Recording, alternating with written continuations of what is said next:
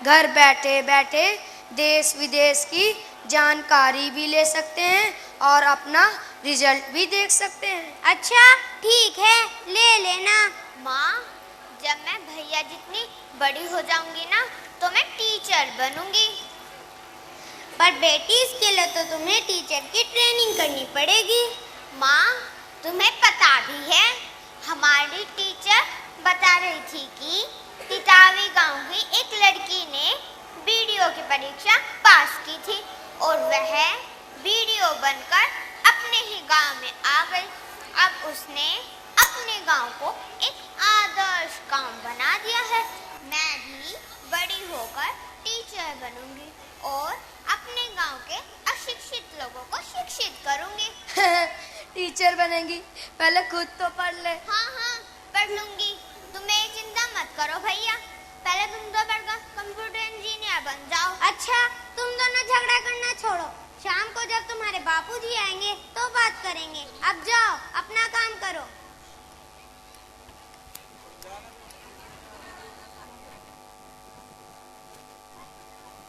शाम का समय है। कृष्णा पूरा दिन काम करने के बाद थका हुआ अस्पताल से घर लौटता है।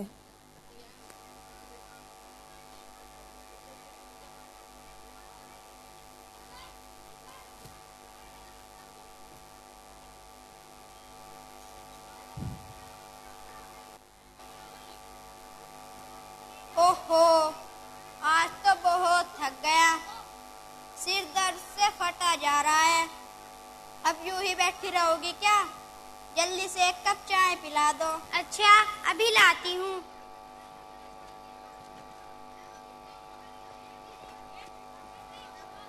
मैम, एक कप चाय।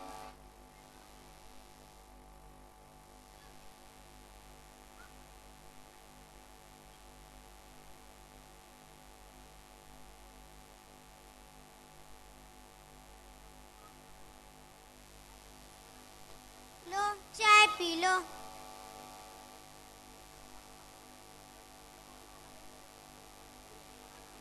अरे, तुम खड़ी क्यों हो? तुम भी बैठो ना।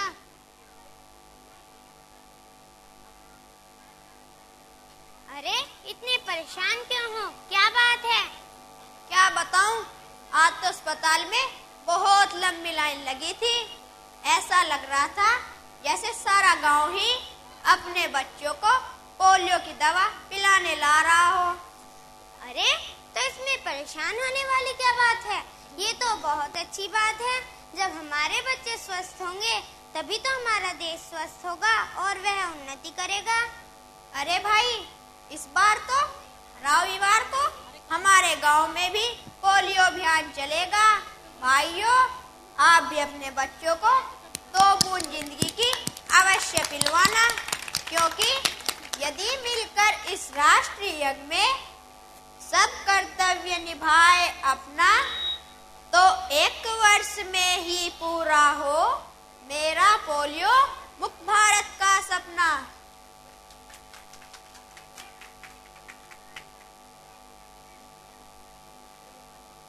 अरे, अब तो हमारे बच्चे भी बड़े हो गए हैं। आपको पता है, मोनू तो कंप्यूटर लेने की जिद कर रहा है। दिला देना ना उसे कंप्यूटर।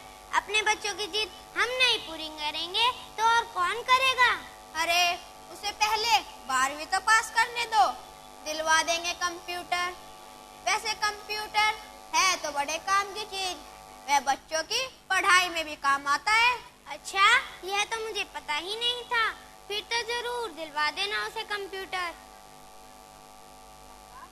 देखो बाबूजी आ गए, आओ अपनी बात करें। हाँ हाँ, चलो मैं भी अपनी बात करती हूँ बाबूजी से। बाबूजी नमस्ते।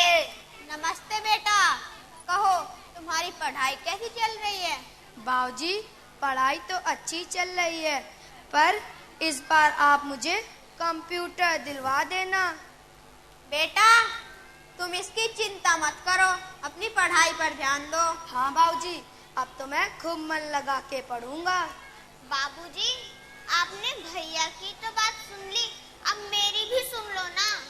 मेरी प्यारी बेटी, बोल तुझे क्या चाहिए? बाबूजी, मैं ना बड़ी होकर टीचर बनूंगी। आप मुझे टीचर की ट्रेनिंग करा देना। अरे तो करवा देंगे टीचर ट्रेनिंग, तू उदास क्यों होती है? लोग तो अपने बच्चों को पढ़ाने के लिए विलायत तक भेजते हैं, क्या हम तुझे टीचर ट्रेनिंग नहीं करवा सकते? भाई मैं तो अपनी लड़की को खूब पढ़ाऊंगा।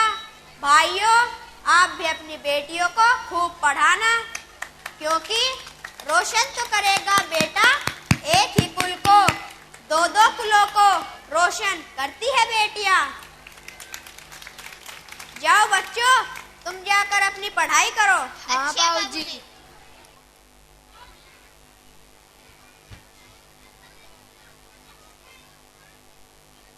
अरे देखो बाबूजी और ताऊजी भी आ गए, जल्दी से उनके लिए पानी ले आओ। अच्छा अभी लाती हूँ।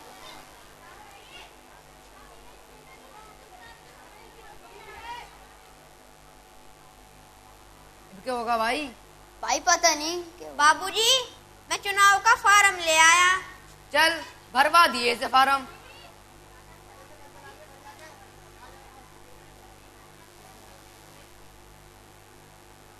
लो मुखिया जी पानी ले लो।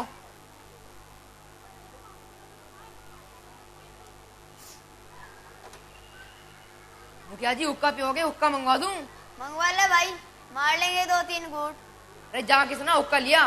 बाबूजी मैं आपसे कहता हूँ आप हुक्का मत पिया करो, और आप रोज टीवी पर भी देखते हो धूम्रपान सेहत के लिए हानिकारक होता है।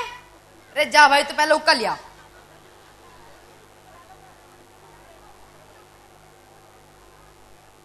लो मुखिया जी हुक्का पियो। गुड़ू गुड़ू गुड़ू गुड़ू गुड़ू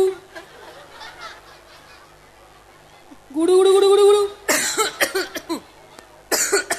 बाबूजी मैं इसीलिए तो कह रहा था आप हुक्का मत पिया करो, इसीलिए तो आपकी तबीयत खराब रहती है। तो ले भाई, मैं आज ही तो हुक्के को छोड़ रहा। जब मैं हुक्का पीने से इतना बीमार रहूं और दवाई से भी कोई आराम नहीं मिलता, तो ले मैं तो छोड़ ही रहा। भाइयों मैं तो आज से कदम खड़ा कि इस हुक्के को हाथ भी नहीं लगाने का। भाई किसी ना इसे उठा के स्टोर में रखवा दे। और भाइयों अगर तुम भी धूम्रपान करते हो तो इस गंदी आदत को छोड़ दो। अरे भाई तू ही कैसे छोड़ रहा?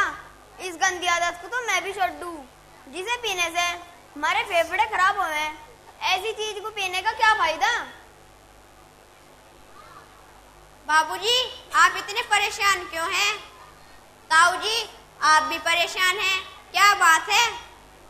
कुछ नहीं बेटा, इस बार लगता है हमारी फसल अच्छी नहीं होगी। शायद हमें अच्छे खाद और बीज नहीं मिले। तो इसमें चिंता करने वाली कौन सी बात है? आप मेरे साथ शहर चलना, मैं वहां से आपको कम कीमत पर अच्छी खाद व बीज दिलवा दूंगा। अरे तुमने तो मेरी परेशानी दूर कर दी। अच्छे खाद और बीज से तो फसल भी अच्छी होगी। क्यों भाई? हाँ भाई, अब तो पढ़ के तुझे तसल्ली। मैं कहूँ था ना, हमारा कृष्णा जरूर कुछ ना कुछ हल निकाल लेगा।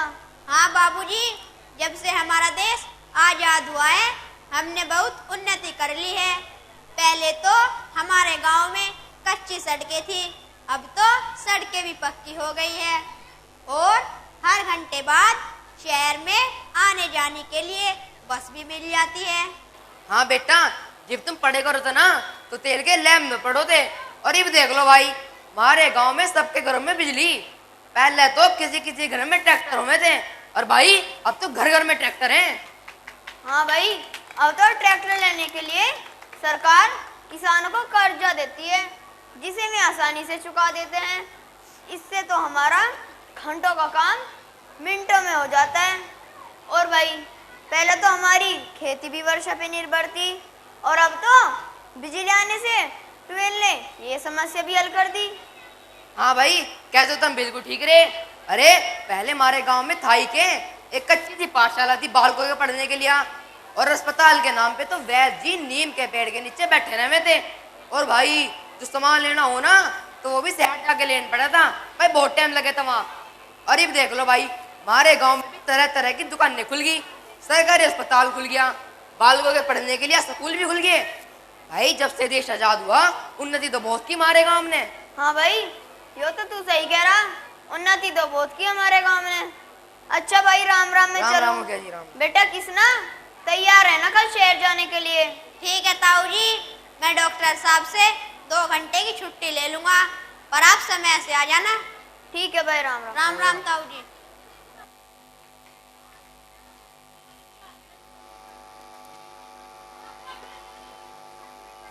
जब आप कल शहर जा ही रहे हो ना, तो वहाँ से बच्चों की पढ़ाई के बारे में भी पता कर लेना कि उन्हें 12वीं के बाद कौन से कॉलेज में भेजना है। ठीक है, मैं पूछ रहा हूँ, तुम अपना काम कर लो।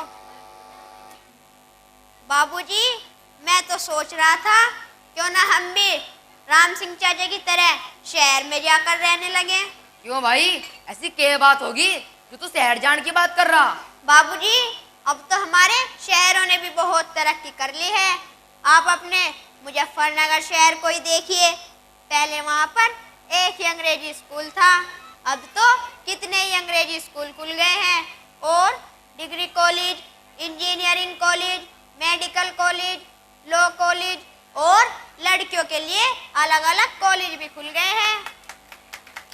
और चाचा जी तो कह रहे थे अब तो वहाँ पर शॉपिंग मॉल भी खुल गए हैं।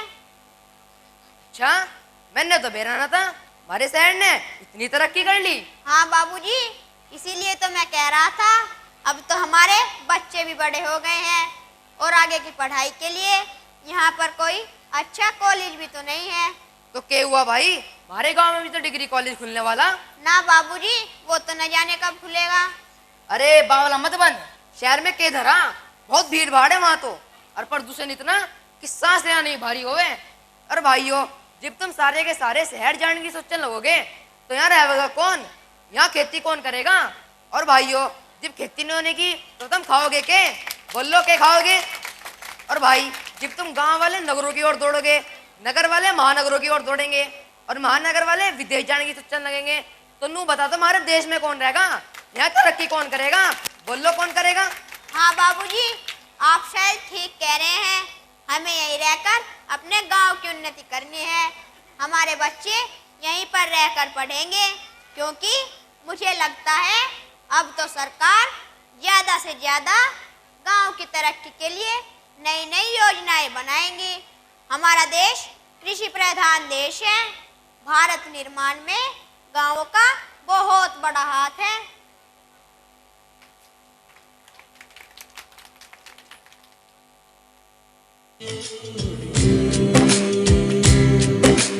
दिल में उठा था एक अरमान, सबसे हंसी हो हिंदुस्तान, तरक्की की जो राह चुनी उसे नाम दिया भारत निर्माण।